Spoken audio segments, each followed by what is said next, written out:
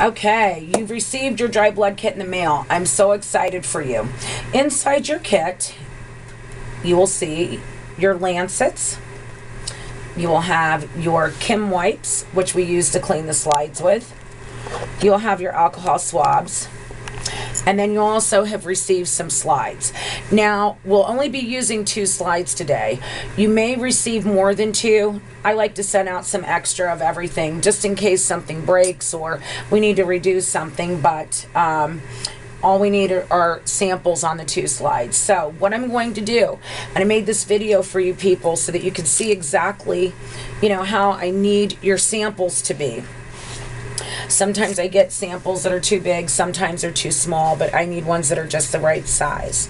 So let me have you start with your left pinky. And the reason why we do the pinky on the left finger is because it's closest to the heart. And if you see, we're only working with the top third of your finger from the nail side down. So the top third of your finger is the only thing that we have to be concerned with. And what we want to do is we want to take the alcohol swab and you want to clean it very well. Make sure you get that fingerprint clean very well. Then what we do is we take the Kim wipe. And these are very expensive little Kleenexes that we use to clean slides with in laboratories. And we take these and we clean the slides with them. And make sure that there's no lint or any kind of dust or any kind of fingerprint on the actual slide. And so we can get a real accurate reading. So you want to clean your slide and set it aside. Clean the slide number 2. And then set it aside. Okay, now the alcohol should be dried on the pinky finger. Sometimes when you do a poke, the alcohol can burn. So we really like that to be dry before we do that. The top of your lancet pops off, and this is all you should be left with. Now what we want to do is when we're dealing with the top third of the pinky finger, we want to go down right in the center about 1/3 of the way of the top third of the pinky.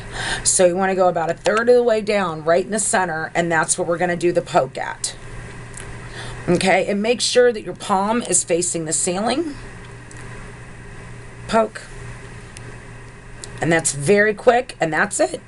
And then we're completely done. Now, you might want to observe how quickly the blood comes out of the finger. You may be somebody that the blood does not come out very fast, or you may be someone who the blood is very thin, so the blood may kind of overflow. And what we need to do, if we're not getting any blood, we need to form a perfect ball of blood on this finger. So what we need to do is we need to squeeze down by that first line. Do not squeeze on the sides. Do not squeeze right under where you poked. We need to squeeze down by that first line on your pinky. Okay, until we form a perfect ball of blood. Okay, there is a perfect ball right now. Now what we do is we take the slide and we need 5 drops down the center of the slide.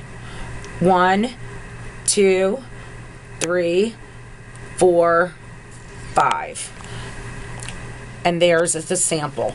So as we can see on the sample, that the first drop is kind of big, and then it gets smaller, smaller, smaller, smaller. And that's what we want.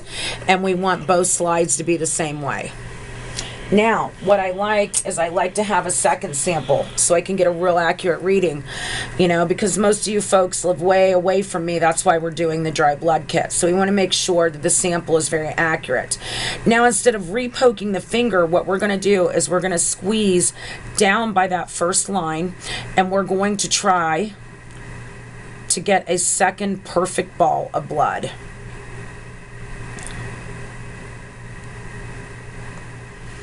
Okay, if in this type of scenario there's no blood that comes out, what we do is we re-clean the pinky,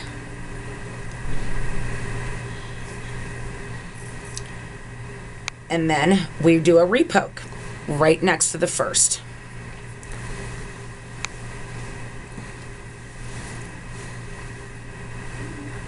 Make sure that alcohol is dry because it can have a stinging effect.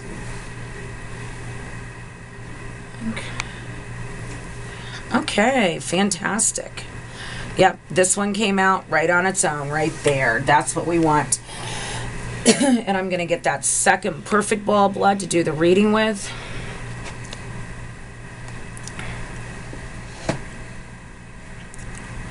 There we go. And then I want to do tap, tap, tap, tap, tap. And there's my sample. So that's all there is to do. Let the blood dry for at least 24 hours before you send it. You know, sometimes people's blood takes a half an hour to dry. Sometimes it can take up to, 3 hours, 4 hours on the slide. But try to make sure it's good and dry. And then what I want you to do is I want you to take your Kim wipes. Once the sample is dry, take your Kim wipes, wrap your samples up individually, and then bubble wrap them. Place them in a box. I prefer probably the box that I sent you the kit in.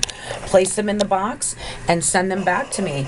And your blood sample will be ready for a reading within 24 to 72 hours after it's received. Thank you so much for doing this. I'm excited to read your blood and then, of course, to help you on your way to better health. Thanks so much.